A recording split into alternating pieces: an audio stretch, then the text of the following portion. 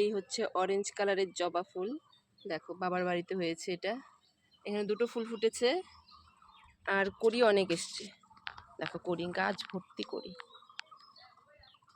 আর ফুলগুলো যখন ফুটবে খুব ভালো লাগবে। তোমাদের পুরো বাগানটা ঘুরে দেখাচ্ছি এখন কি কি ফুল হয়েছে। এখানে একটা হলুদ জবা, একটাই ফুটেছে কারণ গাছটা একদমই ছোট, এটাতেও কড়ি এসছে, পরে হবে।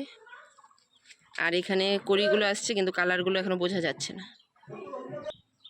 আর এখানে এটা কি গাছ আমি ঠিক জানি না, ফুলটা অনেকটা গোলাপ ফুলের মতো দেখতে, কিন্তু ভেতরটা তুমি দেখো একদমই অন্যরকম। তাই এই ফুলটার নাম জানি না, কেউ যদি জানো তাহলে বলো। এই দেখো কড়ি এসছে, আর গাছের পাতাগুলো অনেকটা জবা ফুল গাছের মতো, এটাও খুব সুন্দর। আর এখানে দেখো এই গোলাপটা, এই গোলাপটা এর আগেও আমি অনেকখানি দেখিয়েছি, ছবি ছেড়েছি, খুব সুন্দর এই গোলাপ ফুলটা। এই হচ্ছে বাবার ছাদ বাগান, বিভিন্ন রকমের সব ফুল লাগিয়েছে। এই দেখো এখানে আছে হলুদ গোলাপ, আর এখানে আছে এই ফুলটা, খুব সুন্দর, প্রত্যেকটা ফুলই খুব সুন্দর। আর অনেকগুলো গাছে অনেকগুলো ফুল। দেখো এখানে যে জবাটা হয়েছে, এই জবাটা একটা গাছে 4 রকমের জবা ফুল হবে। তো এখানে কড়ি এসছে, যখন আসবে তখন দেখাবো। এখন এক কালারই হয়েছে, 4টা কালার হবে। যে বাবার ছাদ বাগান ঘুরে দেখালাম, অনেক ফুল এসছে। বাবা প্রচণ্ড ফুল ভালোবাসে, আর প্রত্যেকটা নতুন নতুন ফুল গাছ লাগায়, প্রতি বছরই লাগায়। এটা হচ্ছে গেট ফুল, এটা যেহেতু গেটে হবে এটা গেট ফুল, আর যখন ঝুলবে তখন দেখতে খুব ভালো লাগবে। এই হচ্ছে ঠাকুর ঘর, বাবার বাড়ির সেই ঠাকুর ঘর।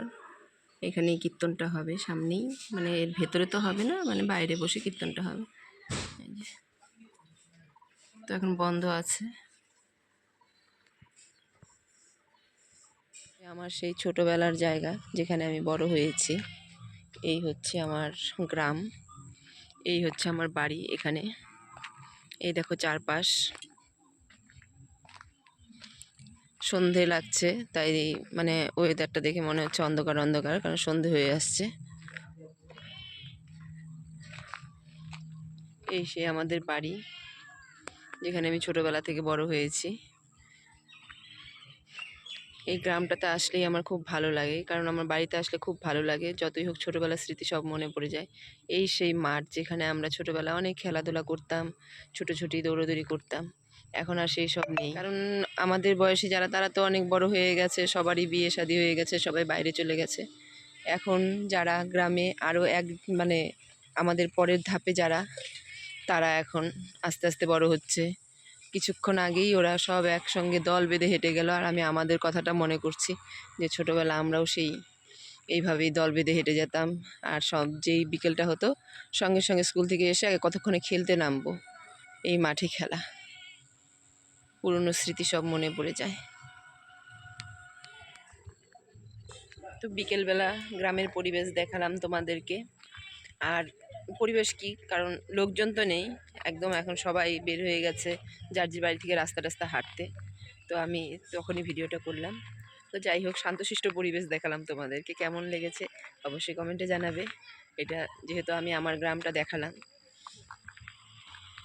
ও তোমরা কে কে গ্রামে থাকো বা কে কে গ্রামে মানে ছোটোবেলা থেকে বড় হয়েছো অবশ্যই কমেন্টে জানাবে।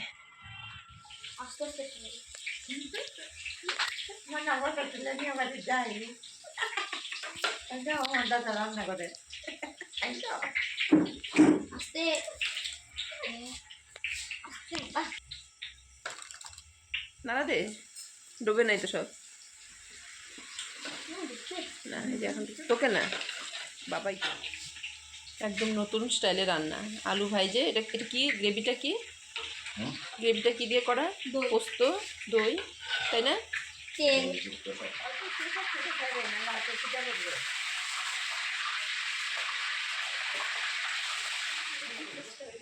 কি হলো?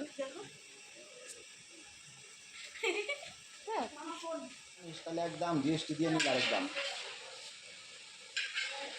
কিন্তু এই ব্যাতের টাইপটা হবে না কিন্তু পিছনে। এখানে মা কীর্তনের জন্য ফল কেটে রেডি করছে, শুধু কীর্তন না, ঠাকুমা দাদুকে দিবে সেটা আলাদা প্লেটে, আর ওখানে রাধাকৃষ্ণকে দিবে সেখানে।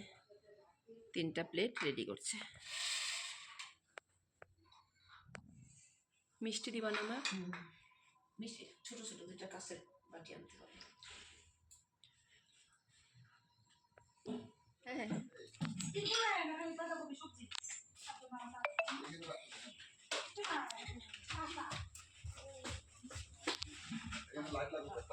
এই হচ্ছে আমার ঠাকুমা আর ঠাকুরদা। এই আমার ঠাকুরদা আর এই হচ্ছে আমার ঠাকুমা। তো আজকে এদের নামে কীর্তন দেওয়া হবে, কারণ বাবা গিয়ে গয়াতে ঠাকুমা আর ঠাকুরদার নামে পিণ্ডি দিয়ে এসছে, তো বাড়িতে সেই জন্যই আজকে কীর্তন হবে। তো চলো আমি এখন ওনাদেরকে সাজাবো।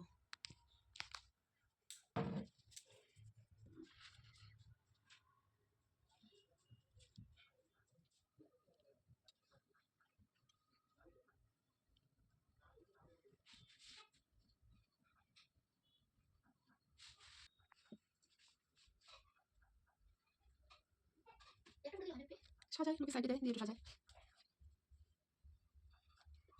প্লাস্টিক পেছনে উঠে যাবে।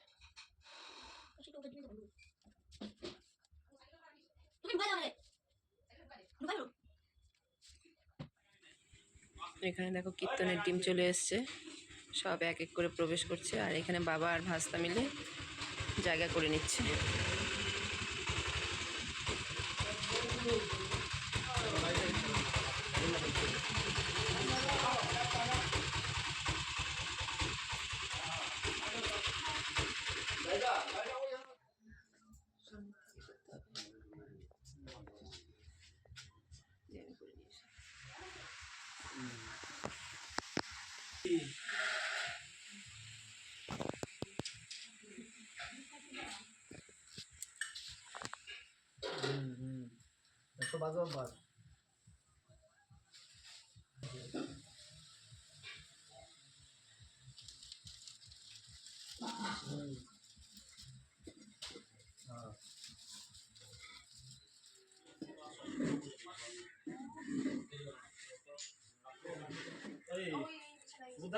ধরো কপাল বড় বড় বড়